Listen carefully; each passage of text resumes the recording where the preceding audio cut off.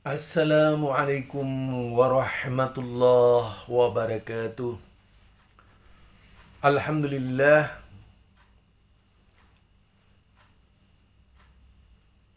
wassalatu wassalamu ala nabiullah Muhammad sallallahu alaihi wasallam.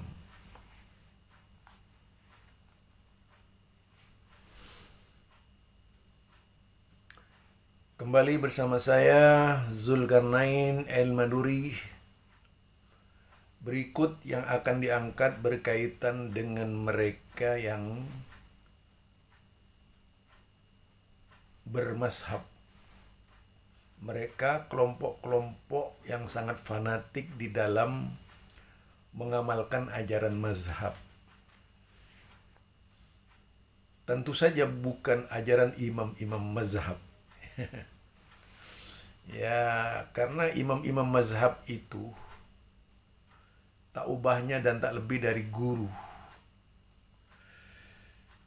yang hanya mendidik murid-muridnya agar memiliki kemauan keras dan tinggi melebihi guru-gurunya. Sama halnya dengan orang yang kuliah itu.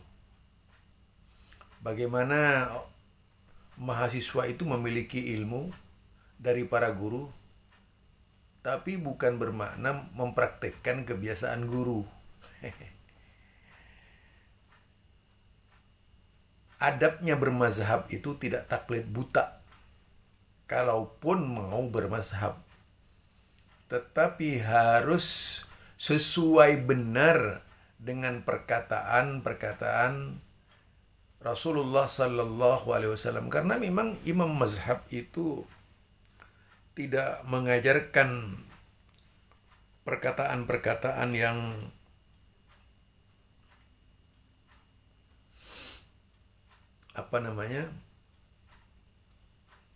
tidak mengajarkan perkataan-perkataan yang bertentangan dengan sunnah. Mazhab itu bukan untuk melawan sunnah. Mazhab itu bukan untuk melawan sunnah, ya. Tetapi mazhab itu harus dicek terlebih dahulu kebenarannya, apakah sesuai dengan ajaran sunnah atau berlawanan dengan sunnah. Kalau Imam Syafi'i rahimahullah, ya misalnya, Imam Syafi'i itu disebutkan oleh para ulama lainnya sebagai di antara orang yang paling kuat berpegang teguh dengan sunnah. Bahkan dikatakan oleh Imam Ahmad bin Hambal sebagai nasirus sunnah, pembela sunnah. Imam Ahmad rahimahullah wafat 241 Hijriah. Itu juga mengatakan di antara sikap terpuji Imam Syafi'i adalah apabila beliau melanggar sebuah hadis yang sahih yang belum pernah beliau dengar, maka beliau akan mengambil hadis tersebut dan meninggalkan pendapatnya yang bertentangan. Al-Baihaqi, Manaqib Asy-Syafi'i, ya. Jadi itu salah satu sikap Imam Syafi'i. Mengapa disebut Nasirus Sunnah? Beliau disebut Nasirus Sunnah karena membela kepentingan sunnah. Ya, tentu saja tidak sebagaimana pengikutnya sekarang ini ngotot sebagai Imam Syafi'i, tapi tidak tahu malu terhadap imamnya. Karena memang Imam Syafi'i tidak mengajarkan taklid. Imam Syafi'i itu pembela sunnah. Kata beliau lagi di dalam salah satu pernyataannya, beliau mengatakan bahwasanya aku tidak pernah melihat orang yang lebih mengikuti sunnah berbanding Imam Asy-Syafi'i rahimahullah. Manaqib itu di zamannya Imam Ahmad bin Hambal masih hidup, karena beliau itu langsung melihat Imam Syafi'i. Jadi bagaimana sikapnya Imam Ahmad bin Hambal ini sangat mengetahui keberadaan Imam Syafi'i. Nah, sampai kata Imam Syafi'i, Asy-Syafi'i, ya, Imam Syafi'i ini Imam Asy-Syafi'i rahimahullah sendiri pernah berpesan dengan ucapannya beliau itu, tidak ada seorang pun, jadi tidak ada seorang pun, melainkan ia wajib bermazhab dengan sunnah Rasulullah Sallallahu Alaihi Wasallam dan mengikutinya.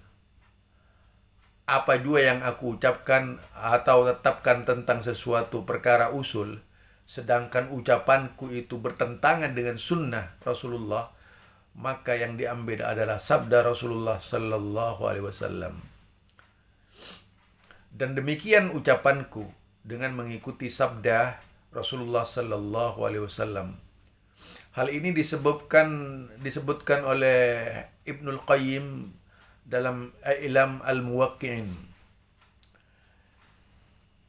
Nyata sekali apa yang disampaikan oleh Ibnu Qayyim itu, yang juga tentunya banyak mengenal perkataan-perkataan Imam Syafi'i, lebih dekat pada zamannya dibandingkan dengan orang-orang sekarang yang taklid buta kepada Imam Syafi'i. Jelas jika kita lihat tidaklah termasuk ajaran Islam, ajaran imam ya. Jadi dikatakan ajma'un nas ala man istabanat lahu sunnah an Rasulillah sallallahu alaihi wasallam yakun lahu ayyat liqauli ahadin minan nas. Jadi kaum muslimin bersepakat, mereka yang mengetahui dengan jelas suatu sunnah Rasulullah sallallahu alaihi wasallam, maka tidak halal baginya mengikuti pendapat seseorang yang lain. Nah, kita masih ingat dengan Imam Nawawi ya. Imam Nawawi itu adalah salah seorang Syafi'iyah yang memiliki kecerdasan, kepandaian dan sebagainya. Imam Nawawi ini di dalam kitabnya mengutarakan maksud pesan-pesan Imam Syafi'i yang banyak semakna dengan ucapan-ucapannya yang sudah saya bacakan itu, seperti tadi itu. Apa dikatakan? Idza wajadtum fi kitabi khilafi sunnati Rasulillah sallallahu alaihi wasallam sunnati Rasulillah sallallahu alaihi wasallam faqulu bi sunnati Rasulillah sallallahu alaihi wasallam wada'u qawli. Apabila kamu mendapati dalam kitabku sesuatu yang bertentangan dengan sunnah Rasulullah sallallahu alaihi wasallam, maka ambillah sunnah Rasulullah tersebut dan tinggalkan perkataanku. Itu perintah imam. Jadi perintahan Imam Syafi'i yang dikutip oleh Imam An-Nawawi. Yang kemudian kita tahu Imam Nawawi mengeluarkan contoh sikap para ulama dari kalangan ulama-ulama mazhab Asy-Syafi'iyah seperti Al-Buiti, Abu Al-Qasim Ad-Dariqi, Abu Bakar Al-Baihaqi dan selainnya, ketika berhadapan dengan pendapat dalam mazhab Asy-Syafi'i yang bertentangan dengan suatu hadis, maka mereka akan mengamalkan hadis dan meninggalkan pendapat, yaitu tadi pendapat Imam Syafi'i yang bertentangan dengan hadis tersebut. Imam An-Nawawi kemudian menjelaskan, ini perkataan Imam Nawawi yang saya kasih di mana, wa kana jama'atun min mutaqaddimi ashabina idza ra'u mas'alah, itu idza ra'u mas'alata fi hadis wa madhhab Syafi'i khilafahu amilu. Jadi bil hadis. Jadi amilu bil hadis waftau bihi qailina madhhab Syafi'i ma wafaqal hadis. Jadi di sini dikatakan bahwasanya sekelompok orang-orang terdahulu dari, yaitu sahabat imam kita, katanya, imam kami, apabila melihat masalah hadis kemudian pendapat Imam Syafi'i bertentangan dengan hadis tersebut, mereka beramal dengan hadis dan berfatwa yaitu berfatwa dengan perkataan Imam Asy-Syafi'i yang sesuai dengan hadis. Itu dulu itu. Jadi ulama-ulama imam ini, perkataan Imam Nawawi ya, yang mengajarkan kepada kita bagaimana Imam Nawawi di dalam menyikapi imam mazhab itu. Jadi bagaimana Imam Nawawi dalam menyikapi imam mazhab itu tidak seperti sekarang ini. Sekarang ini ngototnya sudah keterlaluan, udah tidak mengerti agama, bodoh lagi, masih memaksa diri, bahkan beranggapan lebih mulia dari Al-Quran, sampai mengatakan kalau berpedoman dengan hadis Nabi itu bisa rusak. Ada yang mengatakan begitu. Itu sudah sangat keterlaluan. Bagaimana mungkin orang yang berpikir sunnah Nabi itu rusak gitu? Ya, yang rusak itu yang tentu saja mereka yang sudah ada hadis Nabi dikanter dengan pendapat. Jadi kalau kita lihat di dalam sebuah hadis Rasulullah Sallallahu Alaihi Wasallam ya, rusaknya agama itu karena orang-orang yang mengkanterna hadis Nabi dengan pendapat.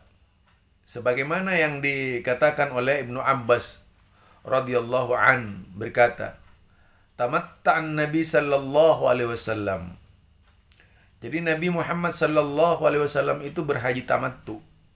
Faqala Urwah bin Zubair. Kemudian Urwah bin Zubair berkata, naha Abu Bakar wa Umar anil mut'ah. Abu Bakar dan Umar melarang haji tamattu. Faqala Ibnu Abbas, ma yakulu uriyah, qala yakulu naha Abu Bakar wa Umar anil mut'ah. Faqala Ibnu Abbas, arahum sayahlikuna aqulu qala Nabi sallallahu alaihi wasallam wa yaqulu naha Abu Bakar wa Umar. Jadi dikatakan oleh Ibnu Abbas,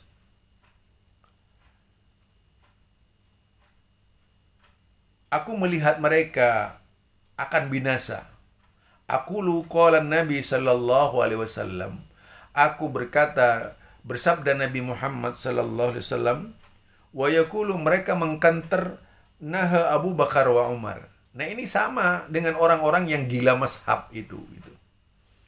Jadi orang-orang yang gila mazhab ya seperti itu. Naha Rasulullah seperti perkataan apa? Perkataannya Ibnu Abbas tadi. Aku berkata qala Rasulullah sallallahu alaihi wasallam, malah kemudian dilawan dengan perkataan Abu Bakar dan Umar. Yang salbut itu pemikirannya adalah mereka itu. Artinya yang rusak pemikirannya itu adalah mereka. Bukan yang rusak itu adalah orang yang ikut hadis. Karena biasanya ketika mazhab menjadi landasan itu bahkan lebih dianggap lebih utama dari hadis Nabi, orang itu berarti melawan arus sunnah Rasulullah sallallahu alaihi wasallam atau melawan hadis Rasulullah sallallahu alaihi wasallam. Ini yang tidak dibenarkan sebagaimana yang diriwayatkan oleh Imam Ahmad tadi. Bagaimana seseorang yang menyatakan menyatakan hadis Nabi, seperti Ibnu Abbas menyebutkan tentang haji tamattu tadi, kemudian dilawan oleh Urwah bin Zubair dengan perkataan naha Abu Bakar wa Umar anil mut'ah. Abu Bakar dan Umar itu melarang tentang haji tamattu. Faqala Ibnu Abbas, lalu Ibnu Abbas berkata, ma yaqulu Uriyah qala yaqulu naha Abu Bakar wa Umar anil mut'ah. Faqala Ibnu Abbas. Jadi yaitu faqala Ibnu Abbas berkata ma yaqulu Uriyah tadi bin Zubair, Urwah bin Zubair. Qala yaqulu naha Abu Bakar wa Umar anil mut'ah. Faqala Ibnu Abbas berkata, arahum sayahlikuna. Wah, aku melihat mereka ini akan celaka, akan binasa. Qala Nabi sallallahu alaihi wasallam, aku berkata Nabi Muhammad sallallahu alaihi wasallam dilawan dengan pendapat mazhab. Wa yaqulu naha Abu Bakar wa Umar. Nah, ini kan pendapat mazhab namanya. Yaitu mereka berkata Abu Bakar dan Umar. Jadi ini mazhabnya orang taklid itu memang tidak akan pernah menyimpang dari perkataan imamnya. Tanpa melihat lagi apakah perkataannya imamnya itu benar atau tidak. Kalau perkataan imamnya benar, tentunya masih tidak apa-apa. Kalau salah bagaimana? Lah siapa yang bisa mengetahui perkataan imamnya salah itu? Tentu orang berilmu. Nah, di sini pentingnya setiap pribadi-pribadi muslim harus punya ilmu dan dituntut mengikuti orang-orang yang berilmu. Tetapi tidak bermakna taklid buta. Harus dibanding-bandingkan. Jika benar ada hadisnya, ditanya dalilnya ada, jadi tidak perlu lagi mengikuti pendapat imam. Imam itu bukan pendapatnya yang diikuti, tapi yaitu hadis-hadisnya diikuti. Kalau memang bertentangan hadis-hadis pendapat-pendapatnya dengan hadis Nabi, ya tinggalkan saja. Jadi jika perkataan dua orang terbaik setelah Rasulullah sallallahu alaihi wasallam, Abu Bakar, Umar saja, tidak boleh ditandingi dengan sabda Rasulullah sallallahu alaihi wasallam. Bagaimana dengan seorang yang kedudukannya tidak seperti Abu Bakar dan Umar radhiyallahu an? Kita tahu kedudukan Imam Syafi'i tidak sehebat Abu Bakar. Kedudukan Imam Syafi'i tidak sehebat Umar bin Khattab. Ya, itu pantas lebih ditinggal daripada perkataan kedua imam tadi, imam besar ya malah itu. Imam Abu Bakar ini imam besar. Jadi sama juga dengan Umar bin Khattab, termasuk imam dan amirul mukminin itu di tengah umat Islam karena menjadi panutan ketika itu. Dan kita tahu sikapnya di dalam sejarah Islam. Nah, pantaskah dikatakan menghina dan merendahkan Rasulullah sallallahu alaihi wasallam?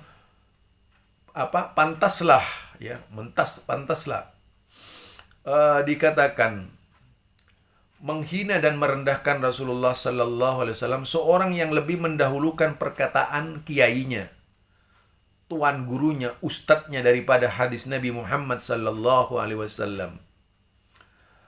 Perhatikan juga perkataan Imam Nawawi, ya, yaitu perkataan Imam Nasir Sunnah, yaitu pembela sunnah Imam Syafi'i rahimahullah. Beliau itu mengatakan ajma'un nas ala annahu man istabanat lahu sunnatu Rasulillah sallallahu alaihi wasallam lam yakun lahu ayyada'aha liqauli ahadin. Jadi para ulama bersepakat bahwa barang siapa yang telah jelas baginya sebuah sunnah, ajaran hadis Rasulullah sallallahu alaihi wasallam, maka tidak boleh baginya untuk meninggalkan karena perkataan seorang pun. Jadi kalau sekarang akibat perkataan Imam Syafi'i sudah jelas misalnya bertentangan dengan hadis-hadis Nabi seperti tadi itu riwayat-riwayat berapa ulama yang meninggalkan perkataan Imam Syafi'i, mazhabnya Syafi'i karena karena memandang perkataan Imam Syafi'i bertentangan dengan hadis, lalu ditinggal oleh mereka. Ini justru lebih wajib dibandingkan mengikuti pendapat-pendapat itu. Nah, sekarang yang lebih lucu lagi kalau kemudian perkataannya kiai, perkataannya orang-orang yang tidak jelas misalnya ya, itu lebih didahulukan karena tadi mengikuti imam-imam mazhab ya. Imam-imam mazhab lalu diikuti begitu saja. Ya, nyatanya sekarang kalau berbicara mengapa begitu benci kepada Al-Quran dan As-Sunnah, karena memang mereka itu mengintimkan dengan pendapat-pendapat yang salah. Itu ya. Kalau kita lihat tuh. Dikatakan, sampai dikatakan tuh oleh Ahlus Sunnah, Imam Ahmad bin Hanbal, ajibtu liqaumi araful isnad wa sihhatahu wa yadhabu ila ra'yi Sufyan as-Sauri wallahu ta'ala yaqulu falyahdharil ladzina yukhalifuna an amrihi an tusibahum fitnah atadri mal fitnah al fitnah asyirik la'allahu idza radda ba'da qawlihi ay yaqa'a fi qalbihi syai'un minas zayyiq fayukhlik. Jadi itu dikatakan seperti itu.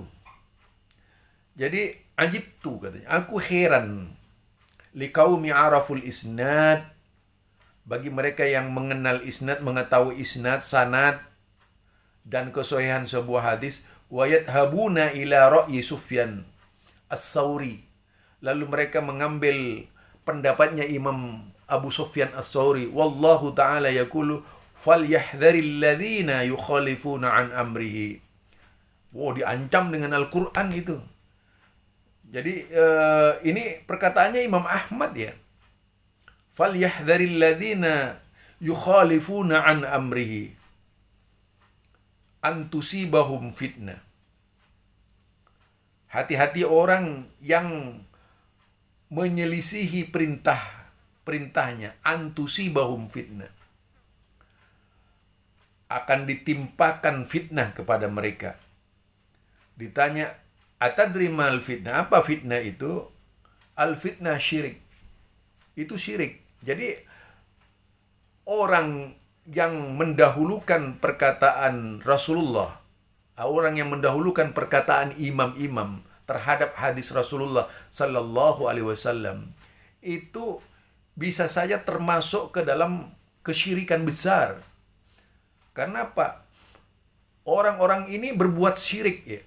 Di mana letak syiriknya? Letak syirik ini perkataan Imam Ahmad sendiri. Letak syiriknya karena dia itu, bahkan ada yang berkata kalau pendapat imam dikonter dengan hadis Nabi, katanya itu bisa berantakan katanya. Ada yang begitu itu.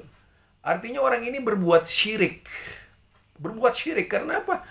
Nabi itu dikanter dengan pendapat.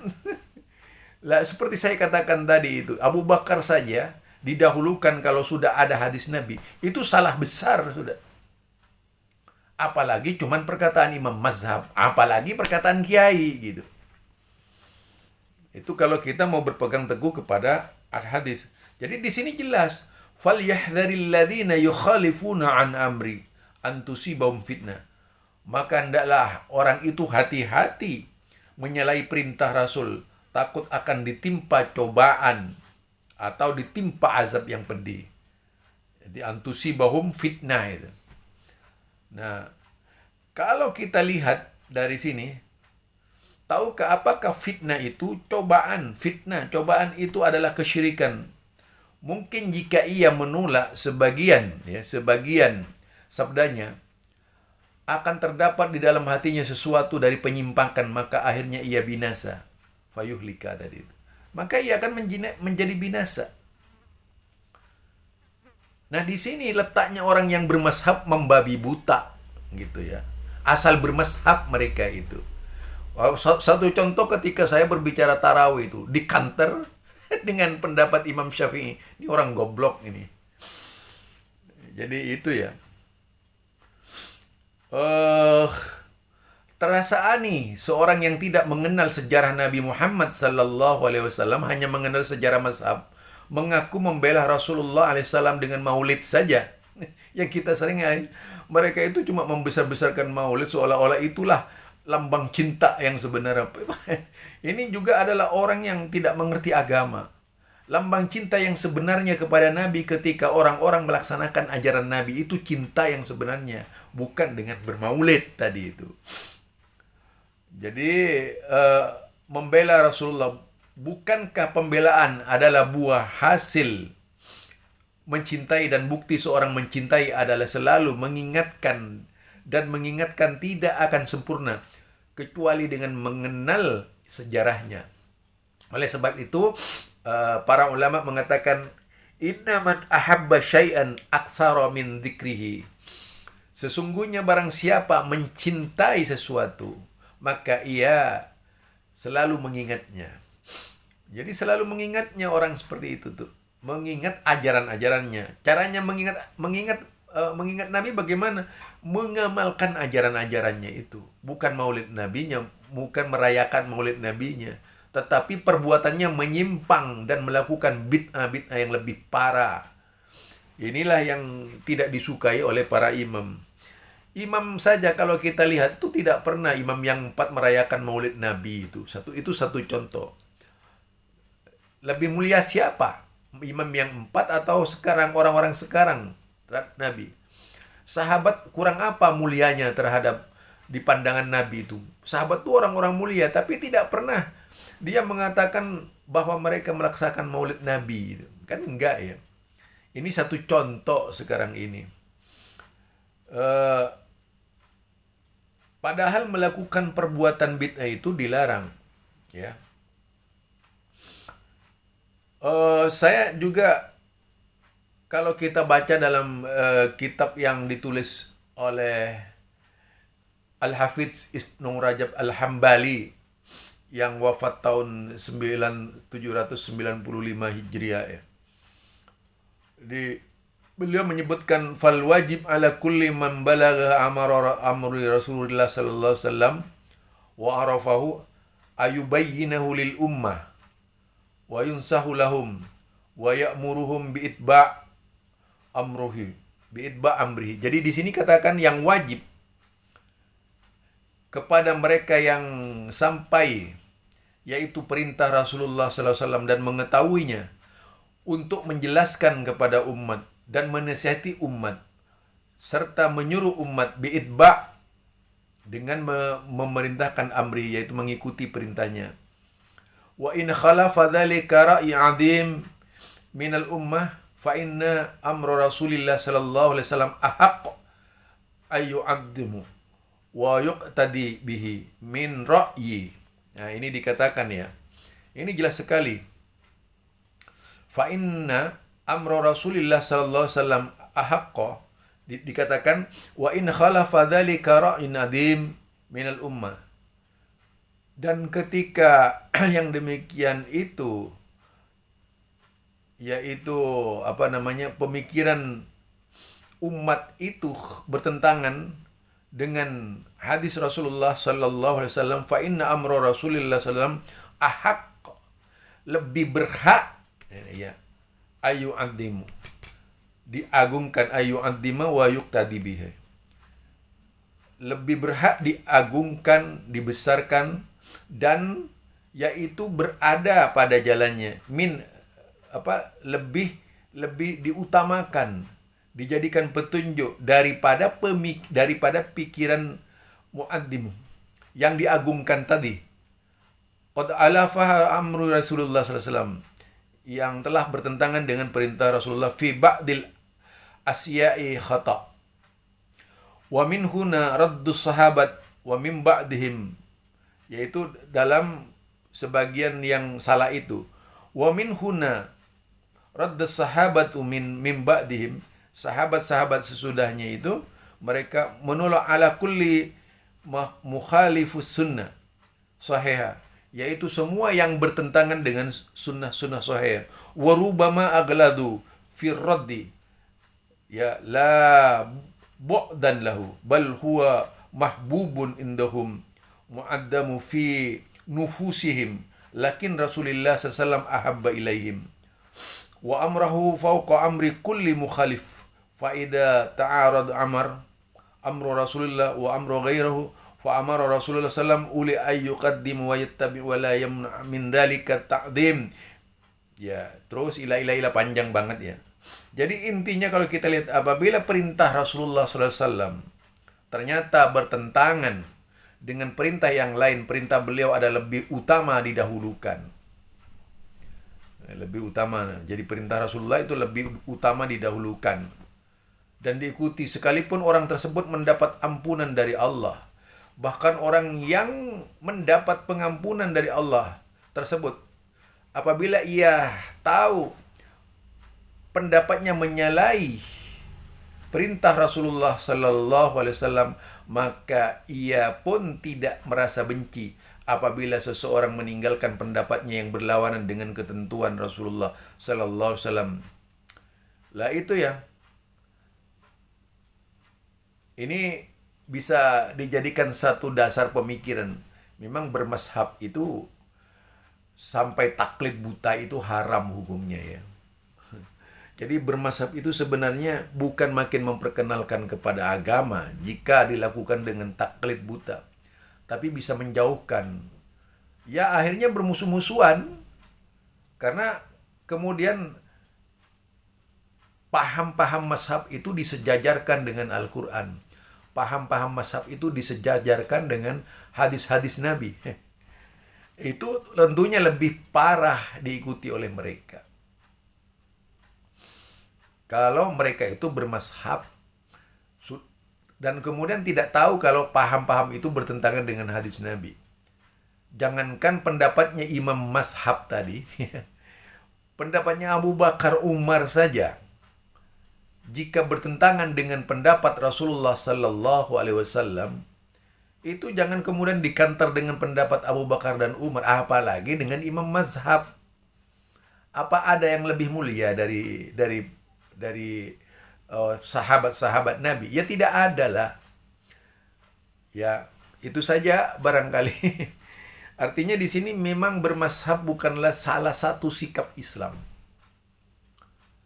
Jadi bermazhab itu bukanlah salah satu sikap Islam jika diikuti dengan taklid buta, tidak mau tahu di mana, bahkan apalagi mengagungkan imam mazhab gitu. Sampai seagung-agungnya, setinggi-tingginya. Na'udzubillah min dzalik. Ini yang paling banyak terjadi di kalangan umat. Fanatisme yang keterlaluan itu yang bisa berakibat fatal terhadap ajaran Islam. Ya, tidak salah kalau sekarang banyak tokoh-tokoh umat yang menjajakan diri supaya mereka taklid kepada ulama-ulama itu. Ini yang paling berbahaya di dalam Islam. Karena bukan lagi diajak ke dalam Islam, tapi diajak kepada pemahamannya gitu. Artinya digiring agar umat itu hanya mencintai pemahamannya. Ini sebenarnya yang tidak sesuai dengan sunnah Rasulullah sallallahu alaihi wasallam. Nah, kita yang sadar itu tadi jelas sekali bahwa kita wajib meninggalkan pendapat-pendapat imam mazhab kalau bertentangan dengan sunnah Nabi Muhammad sallallahu alaihi wasallam. Barangkali ini dari saya. Subhanakallahumma wa bihamdika asyhadu an la ilaha illa anta astaghfiruka wa atubu ilaik. Assalamualaikum warahmatullahi wabarakatuh.